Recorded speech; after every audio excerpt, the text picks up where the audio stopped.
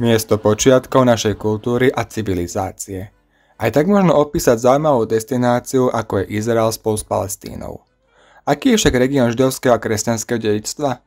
Odpoveď na najdôležitejšie informácie týkajúce sa zemepisov histórie územia spoznáte v tomto videu.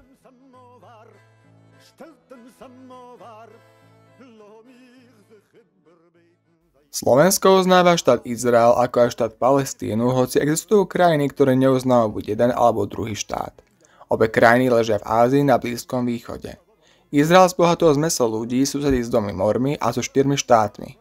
Väčšinou obyvateľstvom sú Židia, ktorí sa rozlišujú na sefardských, aškenázskych, mizrachim a etiópskych Židov. Významnou je taktiež palestínska arabská menšina a množstvo národných a náboženských komunít.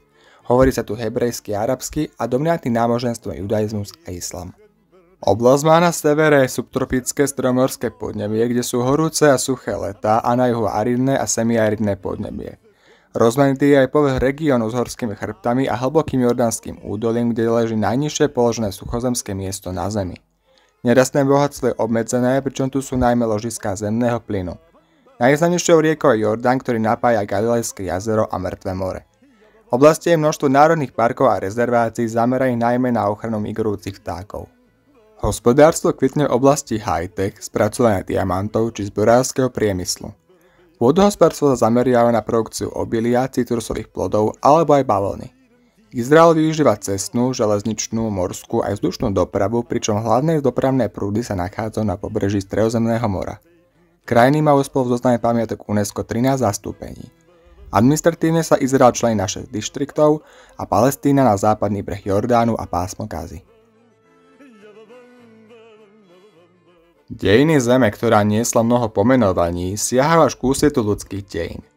Jej obyvatelia zásadne ovplyvnili dejiny sveta a že to v ostrom rozpore s malou rozlohou krajiny. U moci sa tu striedali najrôznejší vládcovia, ríše prichádzali a odchádzali. Všetko tu zanechalo svoj nezameniteľný odkaz, ktorý sa prejavil v kultúre, ba aj v náboženstve. Súčasný cestovateľ by pred návštevou mal preto poznať aj históriu regiónu, aby sa mohol ľahšie zorientovať v množstve fascinujúcich miest.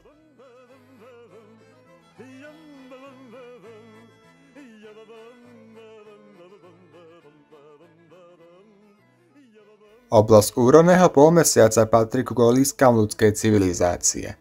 Prvými národmi na tomto území boli Kanánci a Hebrejci, ktorí sem prišli podľa Tóry pod vedením Abraháma.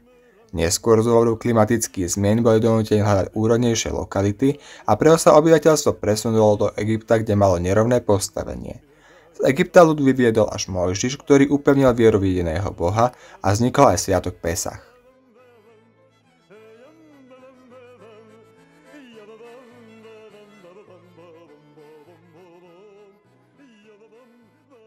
V staronovej vlasti izraelské kmene žili voľne, kým neprišlo k ich centralizácii, a to z dôvodu obrany pred morskými národmi Filištíncov a Féničanov.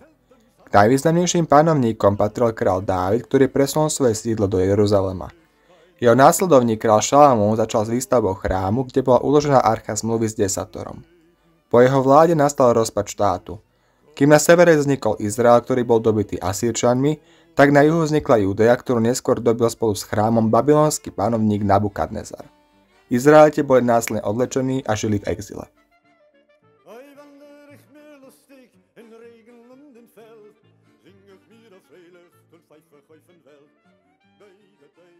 Babylonské zajatie trvalo do porážky Babylonu Perziou. Nasledovalo perské obdobie, keď sa Židia následne vrátili do regiónu, obnovil chrám a upevnilo sa judaizmus tým, že sa začal oslavovať šabat a vznikol súbor pravidiel týkajúcich sa potravín známych ako kašrut či košer. Po porážke Perzie Alexandrom Macedónskym nastalo grécke obdobie. Helenizácia sa stretla s odporom. Znesvetenie chrámu vyústilo k machabejskému povstaniu, ktorého následkom bola obnova suverenity. Túto udalosť pripomína sviatok Chanuka. Samostatnosť Hasmoneovského kráľovstva trvala až do podmanenia Rímskou ríšou.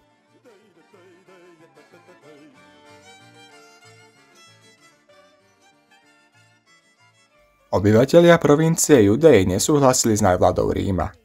Odpor vyústil pár desaťročí po ukrižovaní Ježiša Krista, ktorého kresťanstvo považuje za Mesiáša v židovsko-rímskej vojny. Tie skončili zničením chrámu, celého Jeruzalema či dobitím Asady. Neskôršie vojny mali za následok diasporu, čiže rozdelenie národa po svete, čím súvisí aj nosenie rozlišovacieho znaku kippy, čiže jarmulky.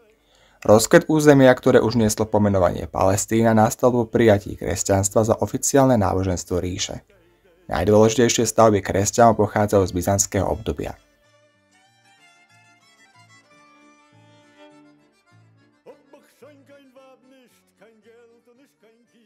Vnútorne oslabená Byzancia, ktorá bola nástupcom Rímskej ríše, nedokázala udržať územie, ktoré padlo Peržanom, a 20 rokov na to sem preniklo nové náboženstvo, islám.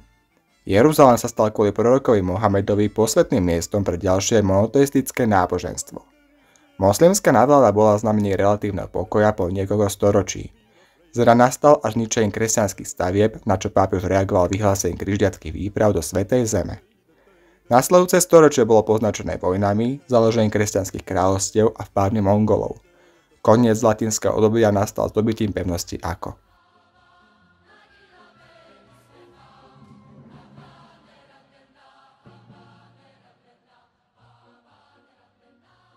Po odchode križiakov bolo územie, ktoré neslo pomenovanie ako Levanta, v pokojnej správe Mamlukov po 2 storočia a po ďalšie 4 storočia správe Osmanov. V 19. storočí sa národné obrodenie dotklo aj Židov. Ich pozícia bola o to ťažšia, že boli rozptýlení v getách rôznych štátov, dávali sa im za vinu rôzne incidenty a uskutočňovali sa na nich pogromy. Dôsledkom emancipácie bol vznik sionistického hnutia, ktorého zakladateľom bol Theodor Herzl. Sionizmus si dával za cieľ áliu, čiže návrat do pradávnej vlasti, kde by vytvorili vlastný štát. Prvé pokusy, z ktorých vynikali kibuci a mošavy, vznikali v zemi zasľúbenej už na prelome 19. a 20. storočia.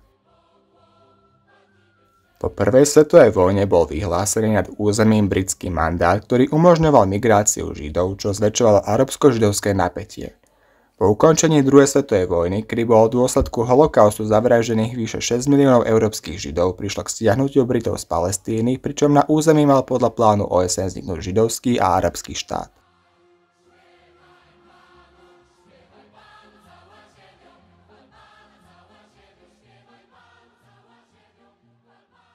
Po vyhlásení nezávislosti Davidom Ben-Gurionom nasledovalo okamžité vojenské napadnutie 7 arabskými krajinami.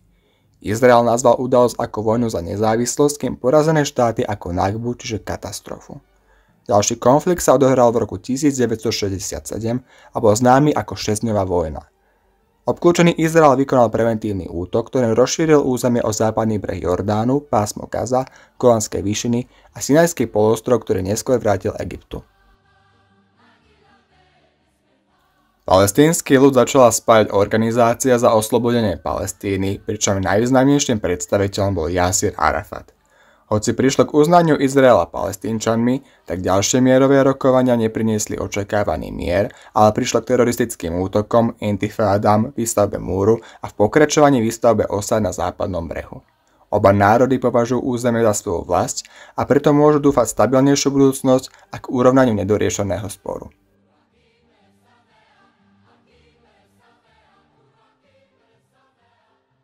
Zo spoločného cieľa všetkých Židov na svete vznikol štát Izrael, aby posunul dejiny národa iným, novým a neznámym smerom.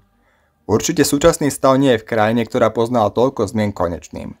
Situácia vyvoláva neustále rozhovory a dosiahnutie rovnováhy bude pravdepodobne trvať ešte veľa času. Preto si trúfam povedať, že toto zaujímavé miesto bude aj v budúcnosti plné kapitoly dejepisu svojimi premenami.